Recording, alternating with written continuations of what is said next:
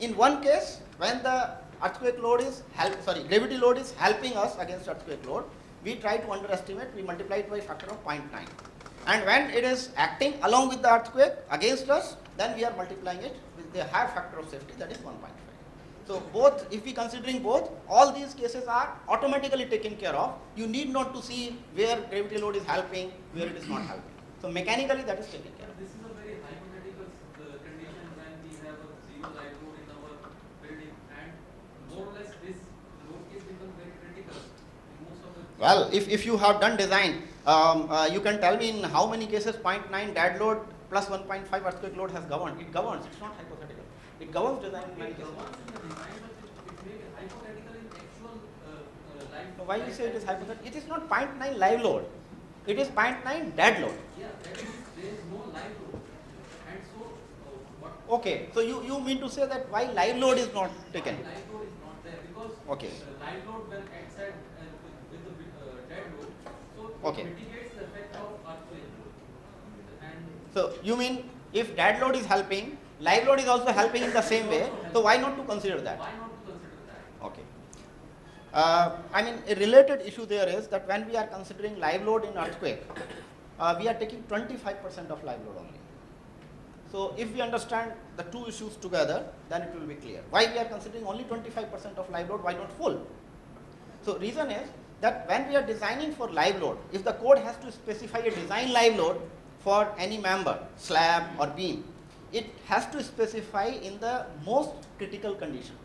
That means overcrowding, it has to take into account, and then also it has to take into account the impact factor, because if you are dropping something on that, that will have an additional effect.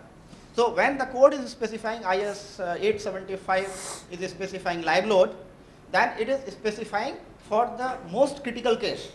What is the most critical condition for that particular member? But if we see at the whole level, at the building level, then it is not possible that all the rooms are overcrowded simultaneously and people are dropping the things there simultaneously on all the floors, all the rooms. So code takes only the mass component of that into account, and that comes out to be 25%. So first of all, what I mean to say is that the live load is much smaller as compared to that. Secondly, how much live load will be there at the time of earthquake, we do not know.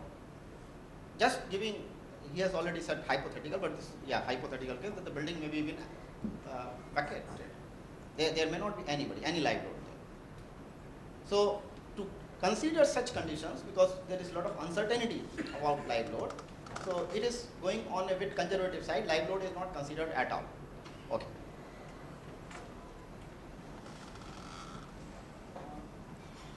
Yeah, if I may add to that, I know this combination very well from a wind load perspective.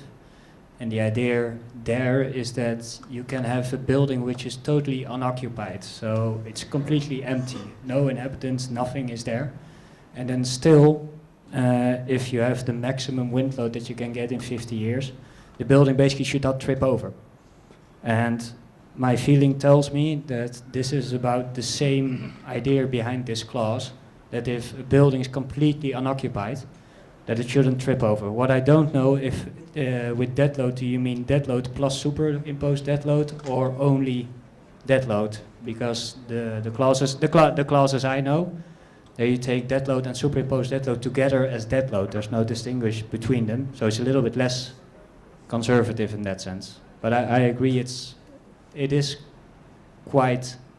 can be quite conservative, especially with earthquake load, but well, that's a decision that has to be made by the people who write the codes basically. We don't specify the level of safety, we just follow the level of safety which is agreed upon with everybody.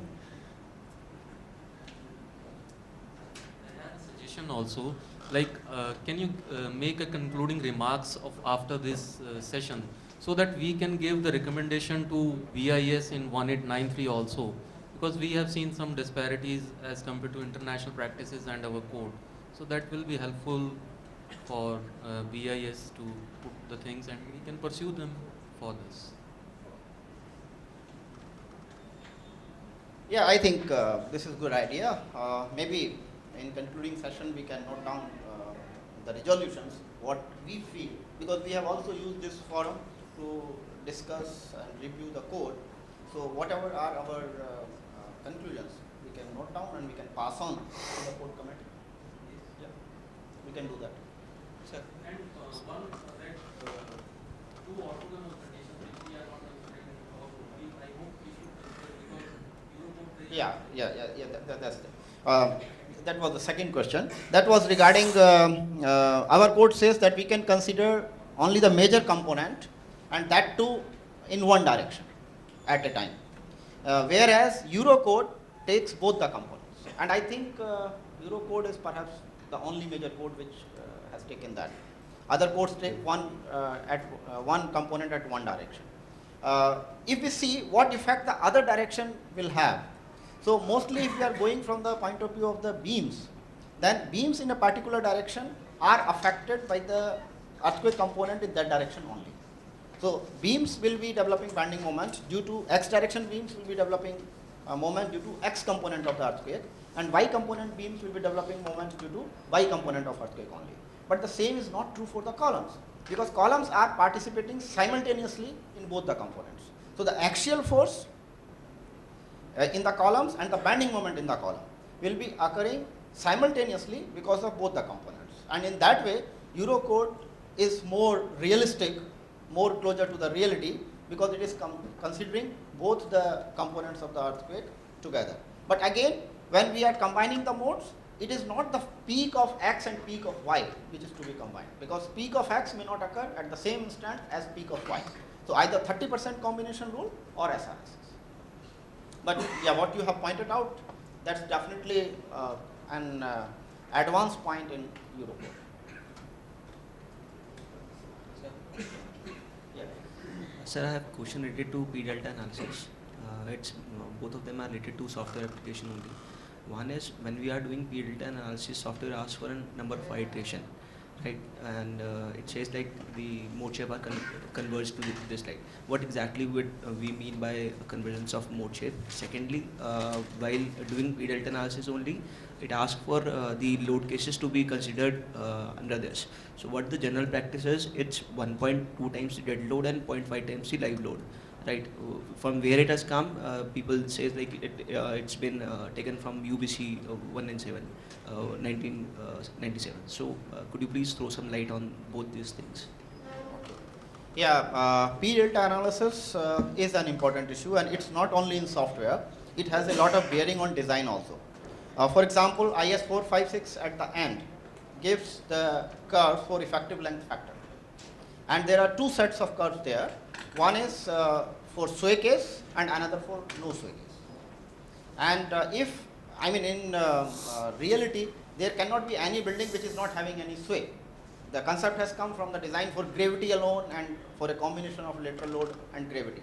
So if there is only gravity force acting, then perhaps you can say that it is no sway case. If any earthquake force is coming, then sway has to occur. And code provides an equation there that if that coefficient is more than a particular value, then you can consider it as a sway case, otherwise you can consider a no sway case. As long as no sway case is concerned, there is no problem. But if you get a sway case, then the effective length which you will get from that chart, and when you design your column, you can get very high reinforcement in the column. That's what we have opted. And that sway case, that is actually the case in which P delta effects are significant. So if the P delta effects are insignificant, then you can design that as no sway case, and where only the local level buckling, Dr. Abdul was talking about local buckling and the global buckling. So local buckling is the buckling of the column alone, and global buckling is the buckling of the building as a whole. So P delta analysis is actually taking care of this global buckling. So if you have performed P delta analysis, you need not to take the charts corresponding to sway case. Even if the building is having the stability coefficient higher than that given value, still you can design your columns as no sway case if you have considered the P delta effects in your analysis. But if you have not considered P delta effects in your analysis, then that is to be taken care of approximately through those sway case charts given at the end of IS 456. And as I told, if you are doing an approximation, if you are doing an approximate analysis, it is on conservative side. And that can result in very high forces sometimes, for very high reinforcement sometimes. This is what we have observed.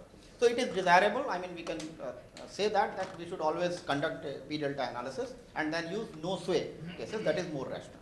Now coming to how to perform this P delta analysis, there are 2-3 methods using which the softwares handle this. One method is that the stiffness of the element itself is reduced, corresponding to the axial load. So it is the interaction between axial load and lateral load. So at the time of lateral load, what is the axial load that you have to predict? And that load should be used for estimating P delta. So whatever you think that at the time of earthquake, what vertical loads will be acting, and these vertical loads are acting against us. So we have to overestimate with a factor of safety. So whatever factor of safety you are using in your design on dead load and live load, same factor of safety, with same factor of safety you can specify the vertical loads. And the software will perform P delta analysis. As far as performing P delta analysis is concerned, there is not much problem. You have to simply press the button in the software, but which load is to be taken, that was the question. So in our load combinations, whichever is giving us or whichever is the governing case, we should use the factor of safety corresponding to that. Yeah, it's not convergence of mode shape. The other, as I told, there are 2-3 methods. So one is this reduction in stiffness of the member. Another is an iterative method where you apply the lateral force, get the displacement. Then due to this displacement, there is additional force calculated. Then you calculate the second round of this, and like that, the software is doing iterations. Generally, 3 iterations are enough. So if you give 3 iterations, the solution will come. There are certain areas we don't have Indian standard codes. That is, one is design of isolated buildings. Then other one is the seismic evaluation of existing buildings and performance-based design. Whether in Eurocode, what is like design of isolated, base isolated buildings. Any draft or any? There is in Eurocode, I think, part 1, chapter 7. Let me just open it for you. Is dealing with isolated footings. Am I right? Excuse me, base isolated buildings. No, it is, yes. Here, chapter 10. Chapter 10. And for existing buildings, there is a it's not part 1, it is part 3 of, I think part 3. Part 3, let me just show you the overview.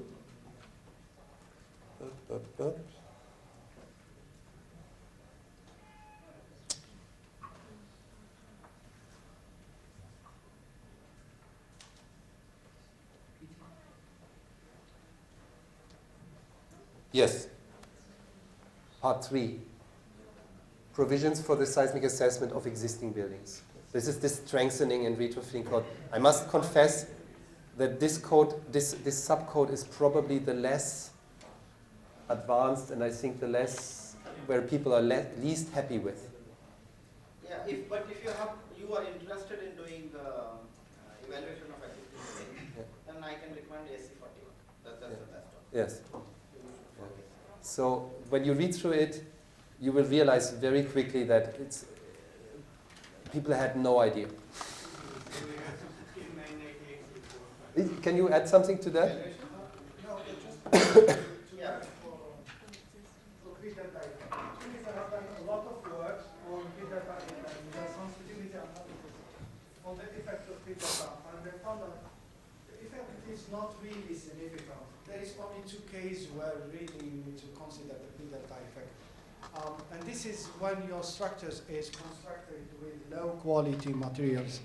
It's high rise, and when you have a significant story height at the ground floor, here you can consider P delta effect. But there have been really a lot of works on it to see the influence, even using nonlinear methods, and the influence is really not significant at all. If you compare the effect coming from the earthquakes, it's almost